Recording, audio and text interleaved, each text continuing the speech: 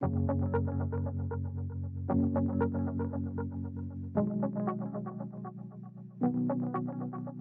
meva aportació al Cafè Científic d'aquesta tarda ha estat la de relacionar els sistemes automatitzats i el món digital en general amb el dret i els drets de les persones. El que he intentat una mica destacar molt breument és que en el món digital, com en el món, diríem, analògic, com en el món real,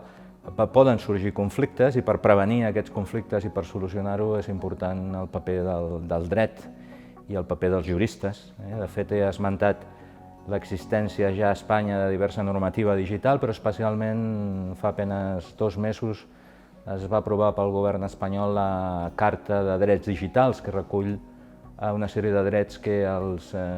ciutadans i les ciutadanes tenim en el món digital. A partir d'aquí el que he fet és dir que el món digital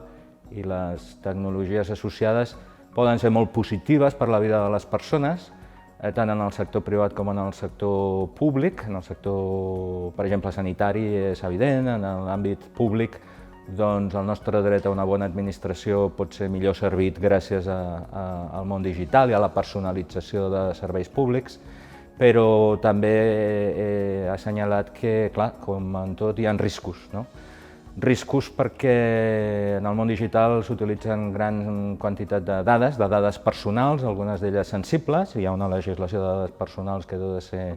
aplicada i respectada, i això és potser el més evident, però sobretot el que he volgut deixar clar és que hi ha altres vessants també importants on hi ha riscos que les persones acostumem a veure menys, tot i que ens afecten molt en la nostra vida quotidiana.